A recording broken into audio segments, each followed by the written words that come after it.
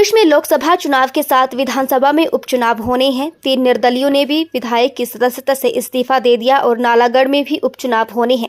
ऐसे में नालागढ़ से कांग्रेस नेताओं द्वारा टिकट की दावेदारी जतानी शुरू कर दी है। समाजसेवी और सीएम सुक्खू के करीबी माने जाने वाले जगपाल सिंह राणा ने भी टिकट के लिए अपनी दावेदारी पेश की है और बीते दिन शिमला पहुंचकर मुख्यमंत्री से नालागढ़ में राजनीतिक हालातों को लेकर चर्चा भी की। जगपाल राणा समाजसेवी है और कांग्रेस के साथ जुड़े हुए हैं और भारत जोड़ो यात्रा के दौरान 300 किलोमीटर राहुल गांधी के साथ चले हैं।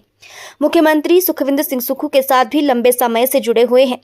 उन्होंने एक पत्रकार वार्ता के दौरान कहा कि नालागढ़ क्षेत्र में पिछले 10 सालों से वे एनजीओ चला रहे हैं और नशे के खिलाफ जागरूकता अभियान करने के साथ साथ युवाओं को खेलों के प्रति भी अग्रसर कर रहे हैं। नालागढ़ में लखविंदर राणा पहले कांग्रेस में थे, लेकिन ठीक चुनाव से पहले उन्होंने कांग्रेस को धोखा देकर भाजपा का दामन थामा और वहां से निर्दलीय जीते केएल ठाकुर ने कांग्रेस की सरकार को समर्थन दिया था, लेकिन वो भी भाजपा में शामिल हो गए। उन्होंने कहा कि अब ये दोनों नेता मंचों पर जाकर रोना रोने का काम कर रहा है, जबकि विकास की और जनता के मुद्दों को लेकर कोई भी बात नहीं कर रहा। ये दोनों नेता ही दल बदलने का काम करते आए हैं, विकास की कहीं भी कोई बात नहीं की। उन्होंने कहा कि नालागढ़ से चुनाव लड़ने के लिए वे तैयार हैं और जनता के जो मुद्दे हैं उन पर चुनाव लड़ेंगे और यदि कांग्रेस उन पर विश्वास जताती है तो वो निश्चित रूप से ही क्षेत्र में जीत दर्ज करेंगे। तो यहाँ कहीं ना कहीं एक कड़ी जुड़ती है कि कुछ ना कुछ लेन देन की बात हुई होगी। जब कोई किसी को कोई चीज़ देता है तो उसकी एवज में कोई शर्त रखता है। तो ऐसा क्या इन पे दबाव आया कि उन्होंने इस्तीफा दिया। ये एक चिंता का विषय है कि गलत तरीके की राजनीति हो रही है। अब जैसे आलू प्याज खरीदे जाते थे, आज की डेट में जनता में रोष है कि विधायक भी खरीदे जा रहे हैं। तो ये गलत तरीके की राजनीति है। और दूसरा देखिए, नालागढ़ में सियासत ऐसी गरमाई कि लखविंदर राणा जी, मैंने कल उनका एक वीडियो देखा, वहाँ बिंदल जी बैठे हैं।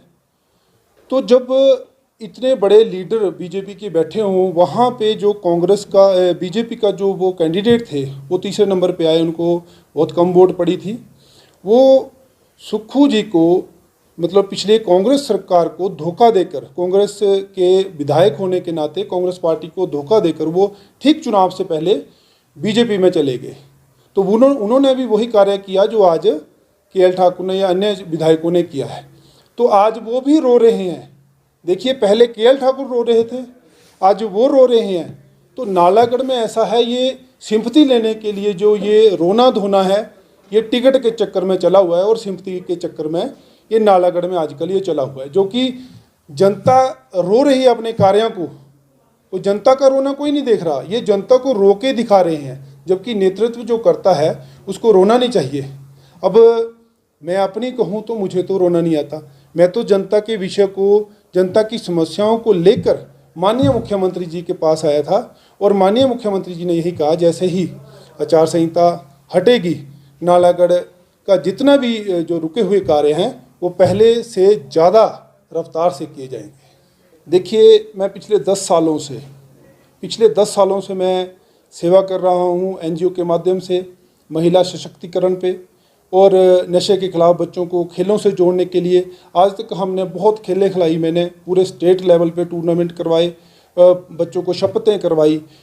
तो मैं जन जन से जुड़ा हूँ। मुझे अपने सारी पंचायतें और 9 वार्ड नालागढ़ के अकेली डंगे तक का पता है, गली तक का पता है कि क्या काम होने हैं। अगर माननीय मुख्यमंत्री जी मान लीजिए मुझे मौका ये देते हैं तो मैं वो दायित्व निभाऊंगा और पूरी तरह से कांग्रेस को समर्थित रहूंगा और दलगत राजनीति से ऊपर उठ के मैं कांग्रेस पार्टी की सेवा करूंगा। अगर वो मुझे टिकट नहीं भी मिलता है तो भी मैं कांग्रेस को ही सपोर्ट करूंगा और हमेशा कांग्रेस ही रहूंगा, क्योंकि एक जगह टिकाऊपन और ठहराव जरूरी है। राजा विजेंद्र सिंह के बाद नालागढ़ में कोई भी स्थायी कांग्रेस का नेता नहीं रहा है।